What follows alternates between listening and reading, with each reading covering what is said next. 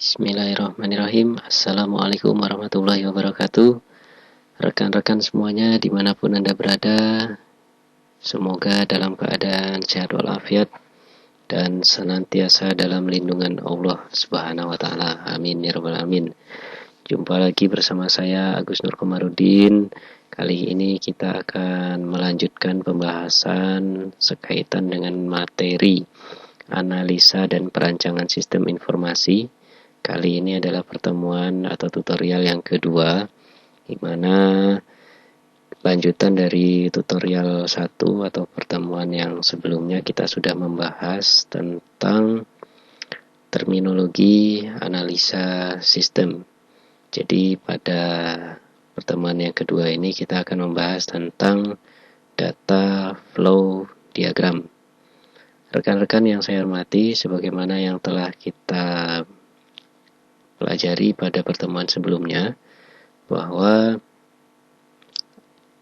analisa sistem atau analisa perancangan sistem informasi, salah satu alat bantu yang digunakan untuk analisa dan perancangannya adalah data flow diagram atau DFD. Nah, sebenarnya ada lagi selain DFD, tetapi akan kita bahas pada pertemuan-pertemuan yang akan datang. Kita lihat konsep dasar dari DFD dulu. Secara umum, DFD ini adalah gambaran grafis dari suatu sistem yang menggunakan sejumlah bentuk-bentuk simbol untuk menggambarkan bagaimana data mengalir melalui suatu proses yang saling berkaitan. Nah, keuntungan dari DFD itu sendiri adalah memungkinkan untuk menggambarkan sistem dari level yang paling tinggi, kemudian menguraikannya menjadi lebih detail atau lebih rendah.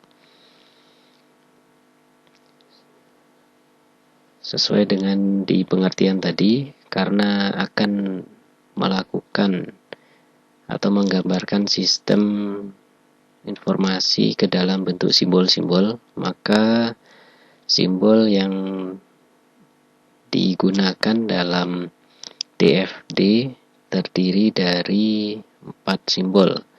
Yang pertama, simbol entity. Nah, biasanya diberikan dengan persegi panjang atau disimbolkan dengan persegi panjang. Di sini keterangannya kita sampaikan bahwa ini adalah batas sistem gitu ya, yang memisahkan suatu sistem dengan lingkungan luar sistem. Ini disebut dengan external entity atau entitas. Selanjutnya, simbol yang kedua adalah simbol proses. Biasanya dilambangkan atau dibuat gambar lingkaran, atau di beberapa software atau aplikasi pendukung untuk membuat DFD ini biasanya juga digambarkan dengan persegi, tapi sudutnya tidak 90 gitu ya, sudutnya berbeda. Nah, nanti akan kita lihat pada slide berikutnya.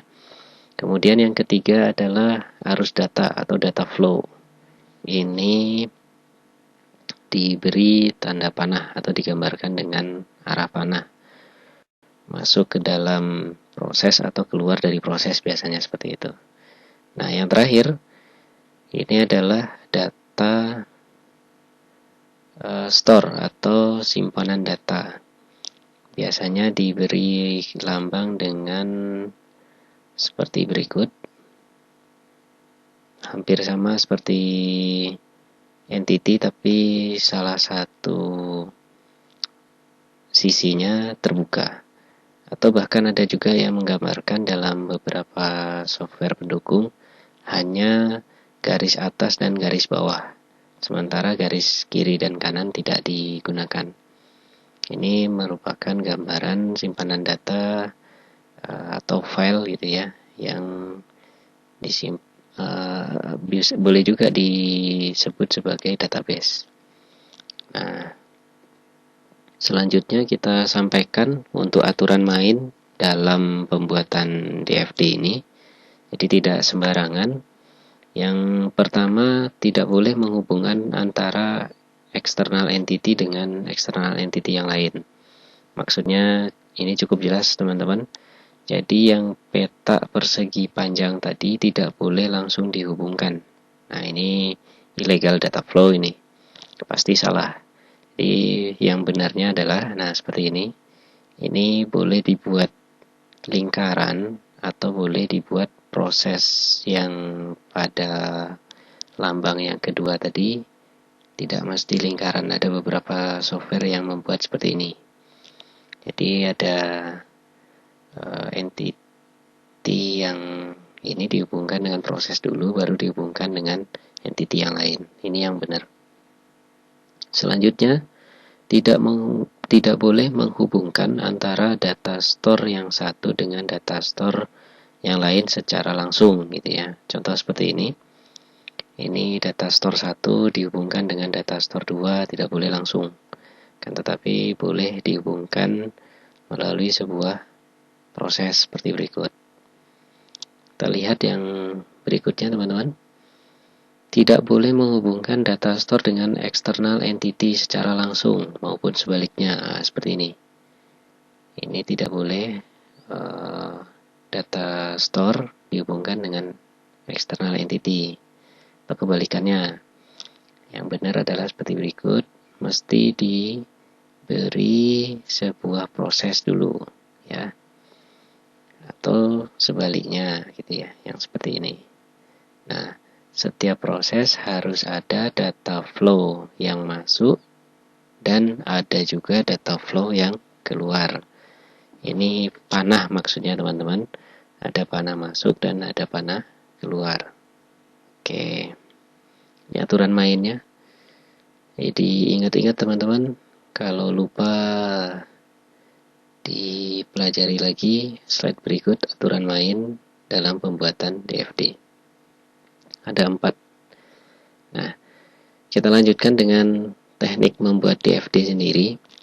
Tekniknya kita mengenal istilah top-down analysis.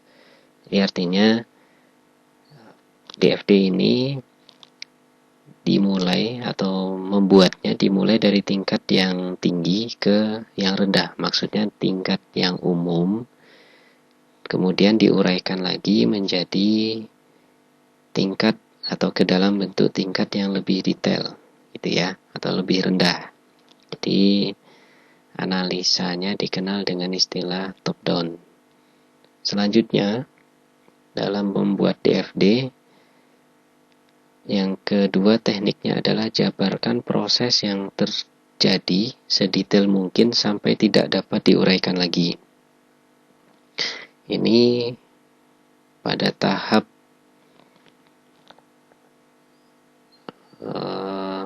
setelah konteks diagram biasanya ini teman-teman. Jadi diagram level 0 biasanya yang mesti harus diikuti nanti. Setelah ini ada pembahasannya. Kemudian yang keempat, harus memelihara konsistensi proses yang terjadi. Mulai dari diagram tingkat yang tinggi atau yang umum sampai ke tingkat yang lebih detail. Kemudian yang keempat, setiap simbol itu sebaiknya diberi label yang bermakna untuk simbol entity, proses, data flow, dan data store. Baik teman-teman, ini adalah tekniknya. Yang selanjutnya adalah tahapan proses pembuatan DFD. Nah, biasanya dalam membuat DFD ada 3 tahap yang mesti kita kenal teman-teman. Pertama, kita diminta untuk membuatkan konteks diagram atau diagram konteks dulu. Biasanya diagram ini dibuat untuk menggambarkan sistem secara umum atau secara global. Jadi biasanya kalau konteks diagram itu belum detail maksudnya ya, belum detail, masih gambaran sistem secara umum. prosesnya biasanya hanya terdiri dari satu buah proses atau lingkarannya hanya terdiri dari satu proses. Kemudian entity-nya atau external entity-nya nampak jelas, belum detail. Nah, selanjutnya diagram nol.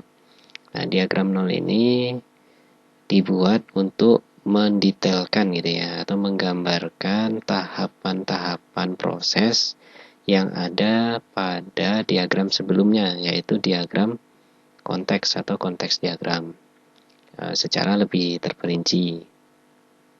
Kemudian ada lagi yang terakhir. Nah, ini yang diagram detail.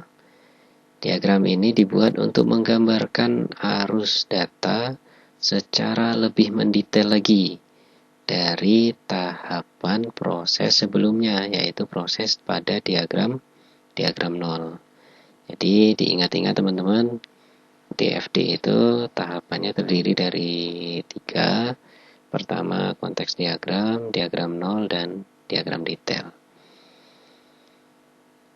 Teman-teman, demikian pengantar untuk konsep dasar dari DFD sendiri. Insya Allah kita jumpa lagi pada video tutorial berikutnya, yaitu kita akan mencontohkan pada contoh kasus DFD, yang mana kita bahas terlebih dahulu contoh kasus yang sistem yang sedang berjalan, bagaimana cara menggambarkan DFD-nya. Nah, nanti akan kita jelaskan sedetail mungkin. Teman-teman tetap dukung channel kami dengan cara klik subscribe. Mari berbanyak sedekah subscribe, karena subscribe diklik gratis, tidak membayar. Jangan lupa di like, kemudian di komen, dan khususnya di sharing ke teman-teman kita yang lainnya agar bermanfaat. Demikian teman-teman yang dapat kita sampaikan. Jumpa lagi insya Allah.